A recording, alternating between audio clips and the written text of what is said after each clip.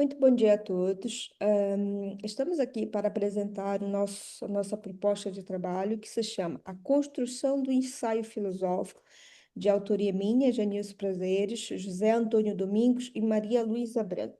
A nossa proposta visa justamente pensar um ensaio filosófico no sentido de abertura, no sentido interrogativo que nos abre ao mundo e abre também a nós mesmos. Quando começamos a pensar na questão do ensaio filosófico, começamos, por vezes, a pensar no que o ensaio filosófico é e também o que não é, e muitas vezes o que se entende por ensaio filosófico ao longo da história da filosofia. Com o objetivo de tentar encontrar uma resposta para a possível definição de um ensaio filosófico, talvez seja conveniente começar por expor aquilo que o ensaio filosófico não é. O ensaio filosófico não é uma demonstração de erudição nem de conhecimento, ou seja, não interessa descrever um conjunto de ideias e teorias de diversos autores se não existir uma reflexão acerca dos mesmos, se as ideias não passam por nós. Podemos dizer, de forma simples, que o que interessa no ensaio é o próprio ato de pensar em si e não uma exposição de factos que até podem dar o que pensar. O ensaio filosófico também não é um exercício literário, uma vez que se distingue pelo trabalho de produção de conceitos que contribuam para o aumento do conhecimento. O ensaio filosófico movimenta-se no campo do abstrato de forma a tentar demonstrar o alcance e abrangência dos conceitos.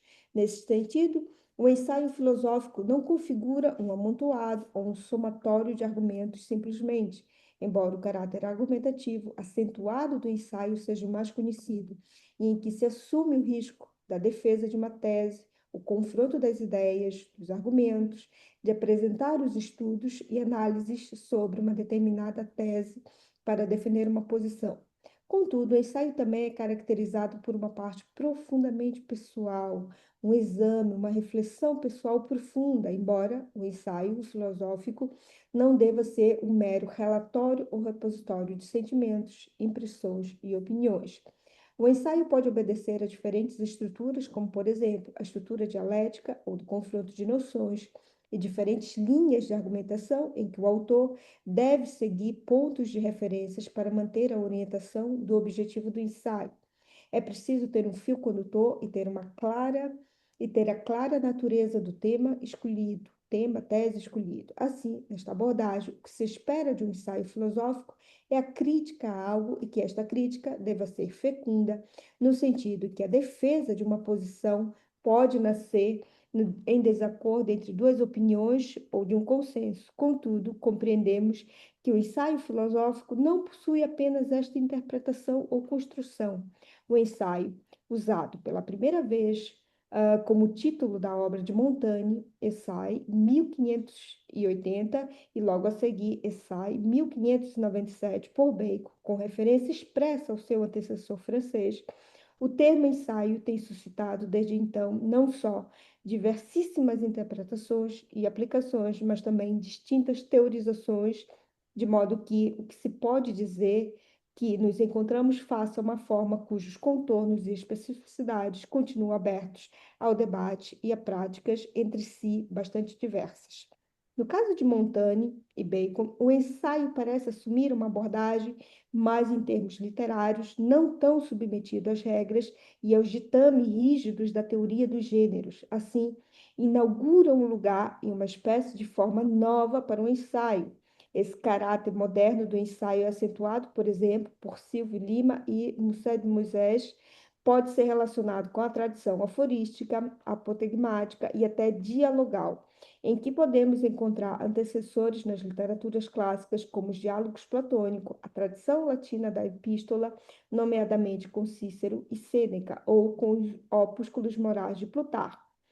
Como não existia inicialmente uma teoria bem definida sobre o que caracteriza a forma do ensaio, que, aliás, contribuiu para que autores como Montaigne e Bacon utilizassem livremente as tentativas de compreender o que é um ensaio, começaram, em geral, pelo estudo da própria palavra. Assim, buscou-se entender o sentido do termo ensaio, investigando sua origem, a partir da etimologia exagio, exegere, exame, para esclarecer o conjunto de significado de ideias que o seu o uso carrega. Neste sentido, antes de haver uma teoria formal sobre o gênero ensaio, antes de regras definidas sobre a estrutura ou objetivo, pensadores como Montaigne e Bacon já escreviam ensaios, ou seja, há uma espécie, e também pegando um pouco o exemplo do Gabriel Marcel, que tem uma forma não apenas ousada de pensar a filosofia, mas, sobretudo, de escrever, no sentido que temos os diários metafísicos, que não são os diários íntimos, mas tem este exercício, esse caráter aberto, esse caráter das ideias que passam e que pesam em nós, ou seja, que há de fato uma construção de um texto de teor filosófico que trata de um processo que exprime a totalidade de nós mesmos e o mesmo vigor nativo do ser, ou seja, temos aqui esta característica de uma espécie de cincelo do ensaio filosófico, que não possui também esse caráter, e é este que nós queremos dar, esta abordagem de abertura, de interrogação para com o próprio eu, que está a escrever, a pensar, a examinar, mas também para a descoberta do mundo. Neste sentido, passo agora a palavra ao meu colega José Domingues, que vai abordar alguns eixos que iremos trabalhar neste trabalho. É realmente uma perspectiva mais de abordagem didática, mais operativa, mas antes desse momento eu gostaria de destacar aquilo que para nós é muito importante, é o aspecto construível ou fazível do aprender filosofia. Algo que combina muito bem com a noção de ensaio que aqui expressamos. O ensaio como exercício, como prática, como dinâmica conceptual e que pressupõe experiência. Depois também, outra ideia que está presente na proposta é a de o ensaio implicar mobilização de ideias, o que por si pode funcionar como, logo, como recusa da rigidez conceptual, por um lado, e por outro lado também a possibilidade de um trabalho sobre aquilo que é da ordem do transitório, do inacabado. Uma última ideia que nos acompanha é a de propormos, através do ensaio, uma investigação aberta. Portanto, é um método de descoberta do aluno, justamente ao escrever.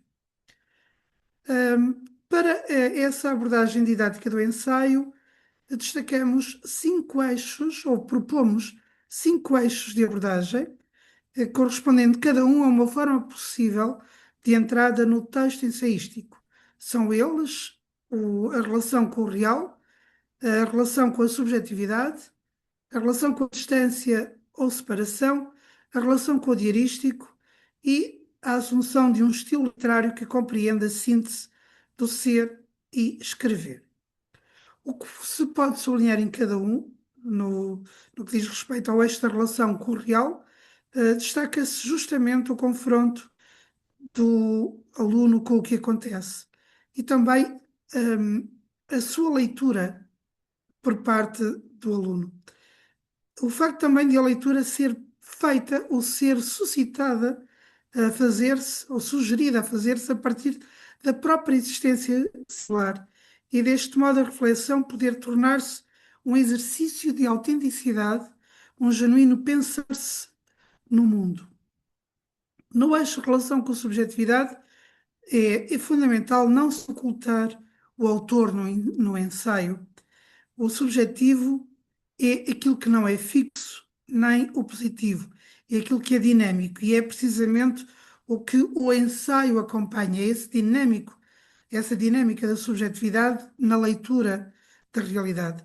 O sujeito ensaístico acolhe nesta dimensão também uma abertura ao não condicionado, que de certa forma se encontra presente em toda a experiência real. Portanto, é o facto de ele não se limitar pelos confins da experiência e de se interrogar sobre esses outros limites ou esses ilimites da própria experiência. Por sua vez, o eixo relação com a distância ou separação trabalha a capacidade de o aluno suspender julgamentos e observar criticamente as ideias, as suas e as dos outros também, ou também tomar distância de categorias dominantes. Neste eixo visa-se fomentar ainda a audácia como forma de pensamento e a fragmentação. Por outro lado, ainda a articulação entre crítica, entre desconstrução, exame e procura de sínteses. Na relação com o diarístico, quer destacar-se o processo e não o resultado da escrita filosófica. Visa-se mostrar a filosofia como jornada, como laboratório ou como oficina. Também desviar a aprendizagem de programas, de modelos de competência rígida e assumir a ideia de diálogo entre o eu e o mundo. No eixo estilo, ser e escrever, visa-se a atenção à linguagem, mas à linguagem como cadência de clareza, como cadência, como ritmo e procura de forma.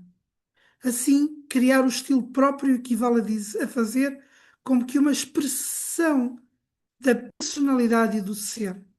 O estilo atua aqui como experiência e revelação, como uma fenomenologia do próprio aluno e como diálogo e rigor reflexivo. Em termos de considerações finais, realçamos, ponto 1, a abertura da forma ensaística, designadamente que o ensaio filosófico pode assumir configurações de processos e de experiências em contraste com modelos rígidos e normativos de ensaio. Ponto 2, realçamos a ampliação do conceito de ensaio filosófico, ou seja, o ensaio desloca-se do texto argumentativo, que responde a uma pergunta com tese, argumentos e refutação de objeções, por uma forma que expõe o percurso da indagação filosófica, que inclui hesitações, tensões, deslocamentos. Ponto 3, os 5 eixos, e finalizo, são assumidos como um referencial orientador, não como grelha rígida de realização das aprendizagens da filosofia. Muito obrigado pela atenção e pela oportunidade.